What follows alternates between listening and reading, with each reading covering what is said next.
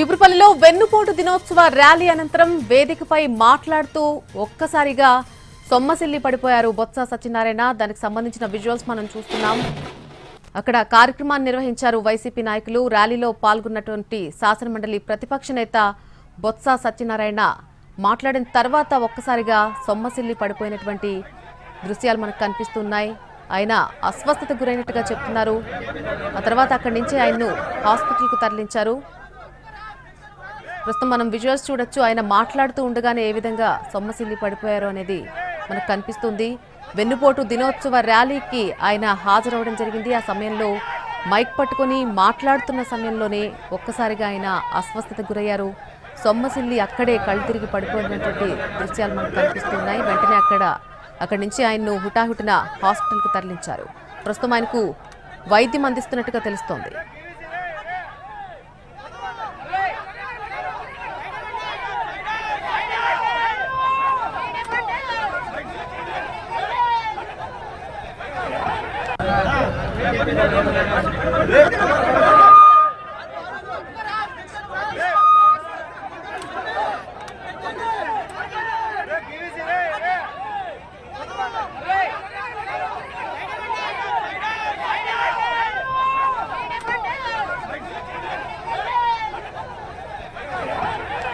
మాజీ మంత్రి బొత్స సత్యనారాయణ అస్వస్థతకు గురయ్యారు. విజయనగరం జిల్లా చీపురుపల్లిలో నిర్వహించినటువంటి వెన్నుపోటు దినోత్సవంలో బొత్స పాల్గొనడం జరిగింది.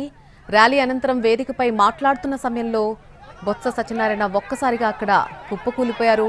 వెంటనే ఆయన్ను గరివిడి క్యాంప్ ఆఫీస్కు తరలించారు. అక్కడి నుంచి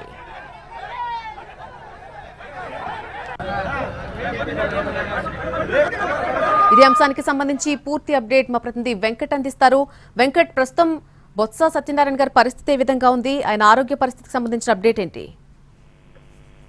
నల్లి ఈరోజు చూసుకుంటే వైఎస్ఆర్ కాంగ్రెస్ పార్టీ ఏదైతే వెన్నుపోటు కార్యక్రమాన్ని నిర్వహిస్తున్నారు. అయితే ఈ నేపథ్యంలోనే చీపురుపల్లి నియోజకవర్గం ఇన్ఛార్జిగా ఉన్న బొత్స సత్యనారాయణ ఆ కార్యక్రమంలో ముఖ్య అతిథిగా పాల్గొన్నారు. పాల్గొన్న అనంతరం ర్యాలీ చీపురుపల్లిలో నిర్వహిస్తుండగా ఆయన ప్రజలను ఉద్దేశించి మాట్లాడుతున్న సందర్భంలో ఆయన ఒకసారిగా బొత్స సత్యనారాయణ కొప్పుకూలిపోయారు. అయితే సొమ్మసిల్లి పడిపోవడం జరిగింది. అయితే ఈ సందర్భంలో వెంటనే పక్కనే ఉన్న మాజీ ఎంపీ బెల్లాం చంద్రశేఖర్ తో పాటు నాయకులు అందరూ కూడా హుటాహుటిన ఆయన్ని గరివిడిలోని క్యాంప్ ఆఫీస్ కి తరలించడం జరిగింది. ఆ క్యాంప్ ఆఫీస్ దగ్గర వైద్యుల్ని రప్పించి ఇప్పటికే చికిత్స అందిస్తున్న పరిస్థితి మనకి తెలుస్తుంది. అయితే ఇంకా ఆరోగ్య పరిస్థితి ఎలా ఉందనేది తెలియాల్సి ఉంది. అయితే కార్యకర్తలు నాయకులు అందరూ కూడా క్యాంప్ ఆఫీస్ దగ్గరే క్యాంప్ ఆఫీస్ కి చేరుకోవడం జరిగింది. అయితే ప్రస్తుతం చూసుకున్నట్లయితే ఇటీవల కాలంలో బొత్స సత్యనారాయణ ఏడాది క్రితమే హార్ట్ సర్జరీ కూడా చేసుకోవడం జరిగింది. అనంతరం ఇప్పటివరకు కూడా పెద్ద పెద్ద కార్యక్రమాలు ఏవి పెద్ద దీనిగా పాల్గొనడం లేదు. అయితే ఈ రోజు ఎండ తీవ్రత కూడా అధికంగా ఉండడం, ఇవన్నీ కూడా ఈ ఆరోగ్య పరిస్థితి కూడా అంతంత మాత్రంగా ఆయన ఇటీవల కాలంలో సర్జరీ చేసుకోవడం ఇవన్నీ కూడా ఆయన కొంత ఇబ్బంది కలిగించే అనేది చెప్పుకుంటున్నారు. అయితే ఏదేమైనప్పుడు కూడా వైద్యులు అయితే ఇప్పుడు చికిత్సను అందిస్తున్నారు. ఈ ఎండ వేడిమి కారణంగానే ఆయన సొమ్మసిల్లి పడిపోయి ఉన్నారు, అంటే డిహైడ్రేషన్ అయి ఉంటుంది అనేది ప్రాథమికంగా చెప్తున్నారు. అయితే ప్రస్తుతం వైద్యులు మాత్రం క్యాంప్ ఆఫీస్ లో ఉంచి వైద్యం అందిస్తున్నారు. ఇంకా పరిస్థితి ఏ విధంగా ఉన్నది తెలియాల్సింది.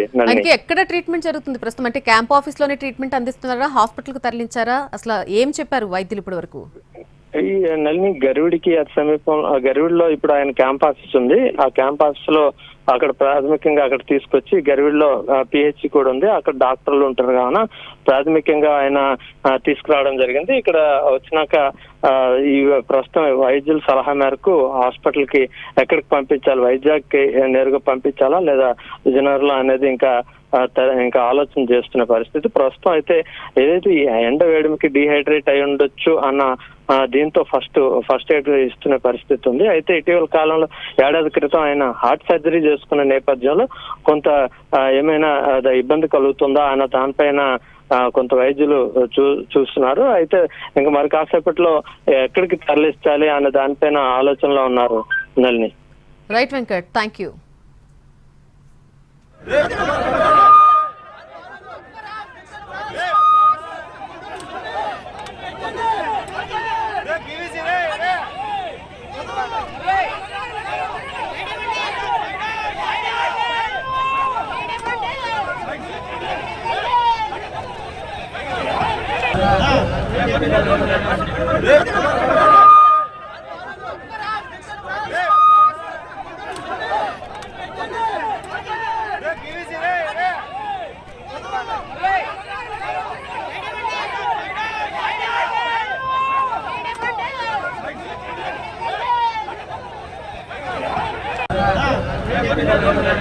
Hey!